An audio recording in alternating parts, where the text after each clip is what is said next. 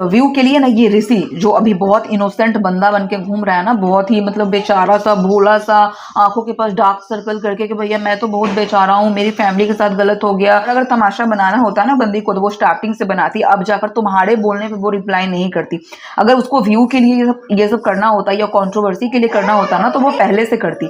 Hi everyone, welcome back to my another blog. So आज मैं आपके पास ना एक टॉपिक पे बात करने वाली हूँ, बहुत ही इंपॉर्टेंट है एंड उसको ध्यान से सुनिएगा। मे बी आपके आसपास भी ना वो चीज़ हो रही हो और लोग उससे कनेक्ट नहीं कर पाते हैं। मैं ना काफ़ी टाइम से ग्लैम गर्ल को फॉलो कर रही हूँ। आई मीन जब मैं यूट्यूब नहीं बनाती थी, हालांकि मैंने यूट्यूब बहुत पहले स्टार्ट करा था, बट अभी मैं 2 महीने से कंसिस्टेंसी मैंने अपनी बनाई रखी है कि मुझे अब करना है इसमें, क्योंकि अब मुझे थोड़ा थोड़ा टाइम मिलना स्टार्ट हुआ है और मेंटली और फिजिकली मैं दोनों फिट हुई हूँ। यस बेबी, कोई बात नहीं, आप दूसरा ले लो, आप दूसरा ले लो।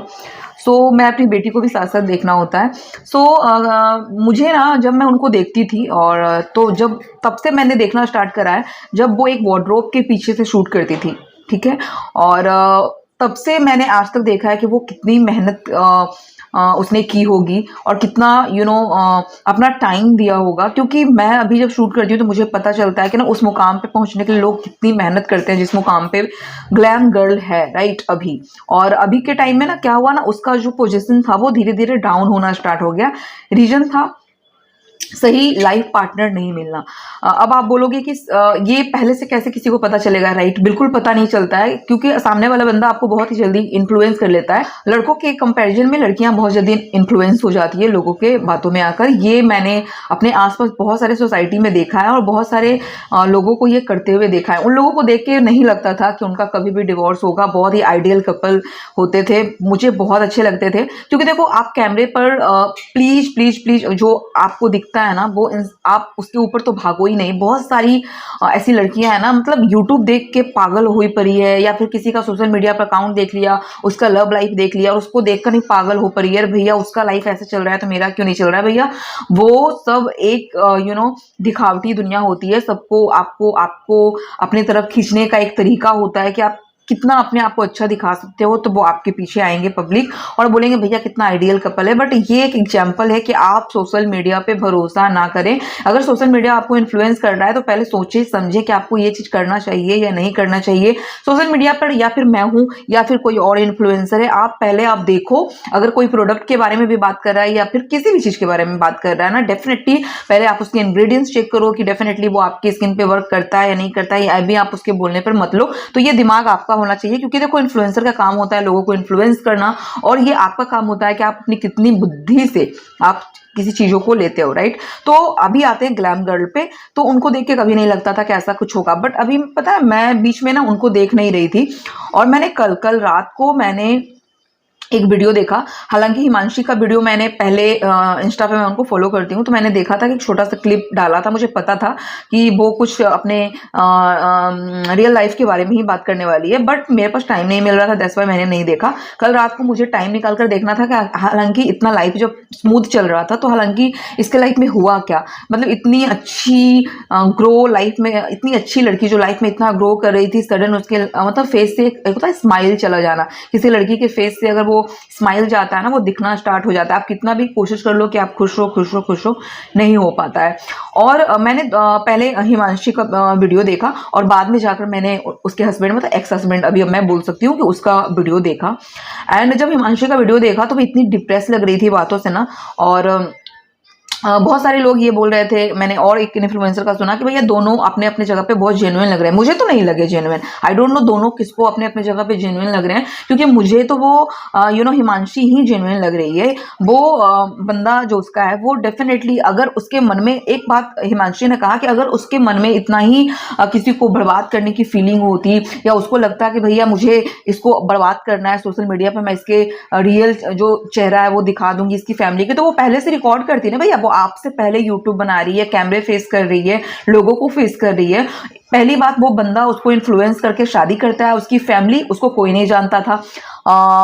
ऋषि को कोई नहीं जानता था, उसकी फैमिली को कोई नहीं जानता था, उसकी सिस्टर इन लॉ जो अभी इतनी बड़ी मॉडल बनी फिर रही है भैया, उसको भी कोई नहीं जानता था। मुझे इतना गुस्सा इसलिए आ रहा है ना कि अगर आप किसी के थ्रू आगे बढ़ते हो, किसी के थ्रू आगे लाइफ में जाते हो ना, तो एप्रिसिएट करना सीखो कि मैंने इन लोगों से ये चीज सीखा है भैया, इसके थ्रू मैं आगे गई हूँ। बट ऐसा अभी पता है अभी के टाइम में क्या, लोग आपको यूज करेंगे, आपके थ्रू आगे बढ़ेंगे और फिर आपका आगे जाकर नाम भी नहीं लेंगे कि आपने उसकी हेल्प करी है। ये एक्सपीरियंस मैंने अपने लाइफ में खुद ही करा है कि आपको लोग यूज करते हैं, जब यूज करना होता है ना तो ऐसा बोलते हैं ना, गधे को भी बाप बना लो, तो ऐसा लोग करते हैं, गधे को भी बाप बना लेते हैं। और जो लाइफ में एक होता है ना कि आपको एक पॉजिटिव और निगेटिव वाइब पहले से मिलना स्टार्ट हो जाता है कि कौन बंदा आपके लिए सही है और कौन गलत है। एज अ ह्यूमन आपको ये पता चलता है, इतनी डेवलपमेंट लोगों की माइंड में होती है कि भैया नहीं, मुझे इन लोगों से दूर रहना है, इन लोगों से दूर रहना है, कौन आपके लाइफ में पहले क्या बोल रहा था, अब क्या बोल रहा है। तो इस चीजों को लेकर आप पूरा जज करके अपना लाइफ स्मूथली चला सकते हो।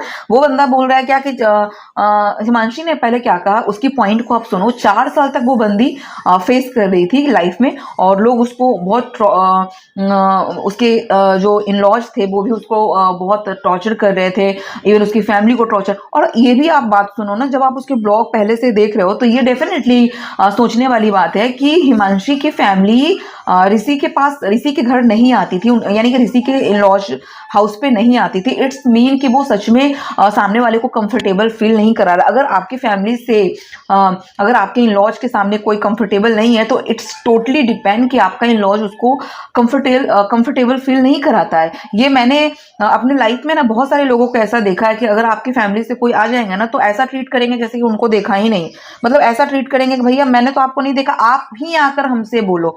तो ये एक ईगो फैक्टर आ जाता है। सेकंड कि वो बंदी बोल रही है कि भैया अफेयर वगैरह वगैरह वगैरह। इतनी सुंदर लड़की, इतनी टैलेंटेड लड़की एक बुरे बंदे के चक्कर में फंसकर अपना पूरा लाइफ स्पॉइल कर देती है ना इन दोनों से। मतलब एक ऋषि से सीखो कैसे किसी लड़की की लाइफ को स्पॉइल किया जाता है, किसी लड़की को यूज करके पैसा बनाया जाता है, नाम बनाया जाता है, उसको फिर लात मार दिया जाता है कि भैया तुम अब मेरे लाइफ से निकलो। ऐसा होता है, ऐसा बहुत सारे लोगों ने करा है कि लड़कियों को यूज करते हैं सोशल मीडिया पे आने के लिए, अपना नाम बनाने के लिए, और जैसे ही उनका नाम बनता है ना वो उसको गेट आउट कर देते हैं अपने लाइफ से। तो ये ऐसा होता है। और आप, ये सोशल मीडिया की बात नहीं है, ये आपके सोसाइटी में भी ऐसा होता है कि जब आपको यूज करना होगा ना, लोग बहुत इजीली आपको यूज करेंगे, उसके बाद फिर यूं मक्खी दूध में मक्खी की तरह निकाल कर फेंकते हैं ना, ऐसे इस तरीके से आपको निकाल कर फेंकेंगे। तो बंदी ने बोला कि 4 साल मैंने टॉलरेट करा है, राइट, और 4 साल मैं कैसे कैसे झेल रही थी। तो उसका जवाब जो था ऋषि ने क्या दिया, पहले आप सुनना पहले, कि भैया 4 साल तो कोई कैसे फेक स्माइल कर सकता है। 4 साल तक वो क्या तुम फेक स्माइल कर रही थी, इन द सेंस को वो निगेटिव एक तरीके से पब्लिक को ये बताने का कोशिश कर रहा है बंदा कि भैया 4 साल तक ये फेक हंस रही थी, बंदी फेक है, आप इस पे ट्रस्ट मत करो। मैं तुमको ये बताती हूँ कि तुम 4 साल तक एक लड़की अगर फेक हंस रही है या नहीं हंस रही है, मैं तुमको बताती हूँ रीजन क्या हो सकता है। हमारी जिस तरीके की सोसाइटी है ना, आप जितने भी अपर क्लास में चले जाओ, हमारी जो सोसाइटी है ना वही लड़कियों को जीने नहीं देती है। मैं सच बता रही हूँ, वही लड़कियों को ये बोलती है कि भैया इसका शादी कैसे टूट गया, इसमें ही कोई दोष होगा, इसमें ही ऐसा होगा, इसमें ही वगैरह वगैरह वगैरह वगैरह, बहुत कुछ सारा तामझाम लड़कियों पर डाल दिया जाता है और लड़के बहुत ही इजीली मूव ऑन कर जाते हैं। लाइक अभी आप मैं एक और टॉपिक लेके आऊंगी और आपको एक एग्जांपल दूंगी कि लड़के कितने जल्दी मूव ऑन करते हैं। कुछ दिन पहले लाइफ बहुत स्मूथ चलता है फर्स्ट वाइफ के साथ, सेकंड के साथ भैया फिर भी स्मूथ चल रहा है,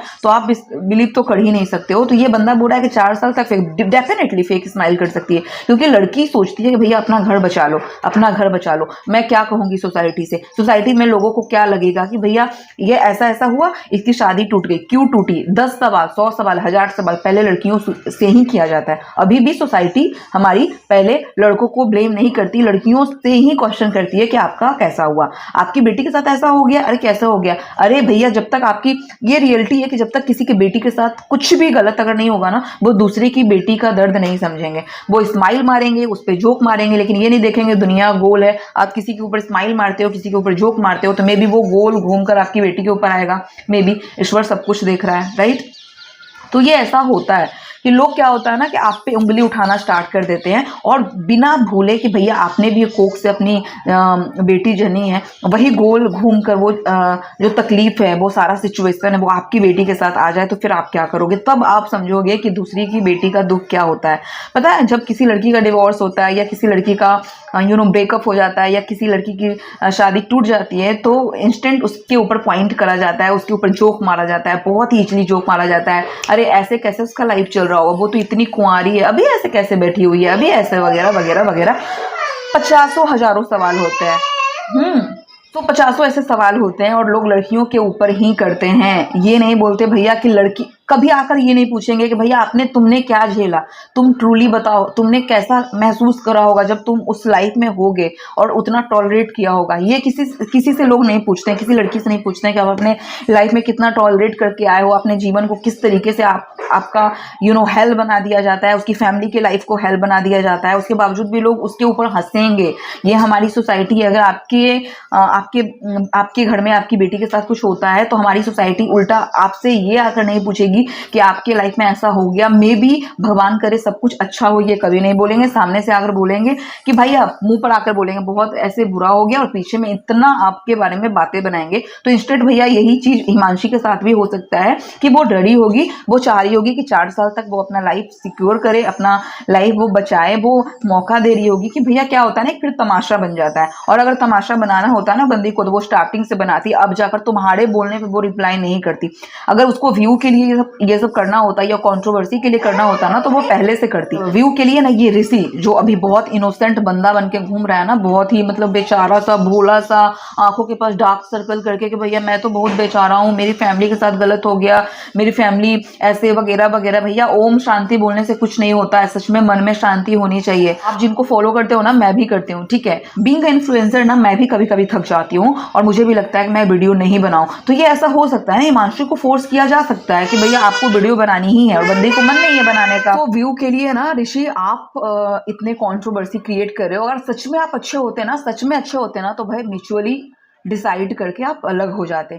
और बच्चे, ये पहले जो आप दिखा रहे हो ना लोगों को कि मैं रिकॉर्डिंग सुना रहे हो ना लोगों को, अगर सच में तुम जेन्युइन होते हैं ना, तो अपनी वाइफ 4 साल भले ही जैसे भी गुजारा हो ना, उसकी इज्जत मार्केट में नहीं उछालते। और साथ ही उसका जो वॉइस है ना, आप अभी मार्केट में अपने व्यू के लिए, और कमाने के लिए, पैसे के लिए, अपने लाइफ को और थोड़ा फेमस होने के लिए उसको यूज नहीं करते। क्योंकि उस बंदी में सच्चाई थी कि वो सारा, उस बंदी में सच्चाई ये था ना कि उसने तुम्हारे और तुम्हारे फैमिली का रिकॉर्ड नहीं करा, और तुम्हारे मन में पहले से पाप था, इसलिए तुमने सारा रिकॉर्ड करा। तो ये एक क्लियर है। कोई जो इडियट होगा ना, भैया तुम्हारा जो खेल है ना, वो नहीं समझेगा भैया कि तुम ये किस लिए कर रहे हो। पब्लिक इतनी बेवकूफ नहीं है। और बात रहा लोगों को तमाशा देखने का, तो वैसा तमाशा बनाओगे तो पब्लिक तो देखेगी। तुमको पता है भैया कि मिर्च मसाले लगाकर डालूंगा तो पब्लिक जरूर देखेगी। तो प्लीज प्लीज प्लीज, व्यू के लिए, पैसे के लिए, नाम बनाने के लिए किसी लड़की को ना बेइज्जत मत करो। भले ही वो तुम्हारी वाइफ हो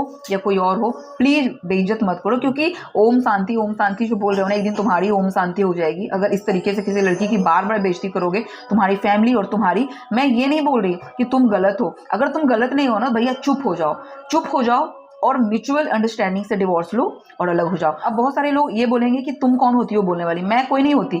बट अगर आप सोशल मीडिया पे आ रहे हो, अपना छीछा लेदर कर रहे हो, इस तरीके से अपने घर के तमाशे बना रहे हो, तो डेफिनेटली पॉइंट रखना मेरा भी बनता है। और बीइंग अ वुमेन, मैं ये स्टैंड ले सकती हूँ कि आप किसी लड़की को इस तरीके से इंसल्ट नहीं कर सकते, या फिर वो आपकी वाइफ ही क्यों ना हो। अगर आपको सच में अलग होना था तो आप म्यूचुअल अंडरस्टैंडिंग से अलग हो जाते। और बात रही फैमिली की, तो फैमिली तो डेफिनेटली भैया गलत हो या सही हो, अपने बच्चे का ही साइड लेता है। तो एटलीस्ट एक तरीके से मैं सोच सकती हूँ कि ये जो ऋषि की फैमिली है ना, वो भी चलो एक टाइम पे अपने बच्चे का सपोर्ट कर रही है। चलो उसमें कोई भी गलत बात नहीं है, आप अपने बच्चे का सपोर्ट करो। बट इतना भी नहीं कि आपके घर में भी बेटी है ना निश्ची, तो आप उसका भी ध्यान रखो कि दुनिया गोल है। और अगर आप इस तरीके से करोगे तो गोल घूम के आपके पास भी आएगा। क्योंकि आपको भी पता है कि आपकी फैमिली को कोई नहीं जानता था। अगर आपकी फैमिली को कोई जान रहा है, आपको देख रहा है, आप अर्न कर रहे हो, और इवन आप निश्ची आप भी अर्न कर रहे हो ना, तो आप हिमांशी के बदौलत कर रहे हो। हिमांशी के थ्रू लोग आपको जानना स्टार्ट करा, पहले से कोई आपकी फैमिली को नहीं जानता था। तो अगर आपने सच में, आपने सिर्फ यूज करने के लिए हिमांशी से शादी करी थी, दैट्स ओके। बट अभी आपने यूज कर लिया, जितना करना था, आपको जितना फेमस होना था आप हो चुके हो। बट अब एटलीस्ट ये तमाशा बंद करके और आप दोनों मतलब म्यूचुअल अंडरस्टैंडिंग से मैं यही बोलूँगी कि आप अलग हो जाओ और दोनों एक दूसरे का छीछा लेदर मत करो, मैं यही बोलूँगी। और एक लड़की है, उसका लाइफ है भैया, वो अगर आपके साथ नहीं खुश है, that's okay, that's totally okay. So बस आज की वीडियो के लिए इतना ही। और मुझे लगा कि मुझे ओपिनियन देना चाहिए, दैट्स वाई दिया यार। मतलब मैं ना मतलब बहुत हर्ट थी इस बातों को लेकर कि बहुत लड़के ना बहुत ईजिली लड़कियों को पॉइंट आउट कर देते हैं। और मैंने अपने सोसाइटी में, अपनी फैमिली में ये झेला हुआ है, मैंने खुद की फैमिली में ये झेला हुआ है, तो मुझे लगा कि भैया मुझे बात करनी चाहिए। और आप किसी लड़की को ईजिली इस तरीके से आप बदनाम नहीं कर सकते हो। तो अगर मेरा पॉइंट आपको अच्छा लगा, अगर मेरी वीडियो आपको अच्छी लगी, मुझे आपको लगा कि मैं जो बोल रही हूँ ना, यस बेबी, आप मुझे कमेंट कर सकते हो। और अगर कोई हर्ट हुआ हो भैया तो उसके लिए भी आई एम सो सॉरी। तो मिलेंगे नेक्स्ट वीडियो में, till then take care, bye bye. Video अच्छा लगे then please do like, comment and share, subscribe to my channel. आप मुझे इंस्टा पे फॉलो कर सकते हो। इंस्टा आईडी का जो लिंक होगा वो डिस्क्रिप्शन बॉक्स में होगा, वहाँ मेकअप से रिलेटेड आपको बहुत कुछ देखने के लिए मिल जाएगा, वहाँ पर जाकर आप देख सकते हो। Thank you so much, thank you.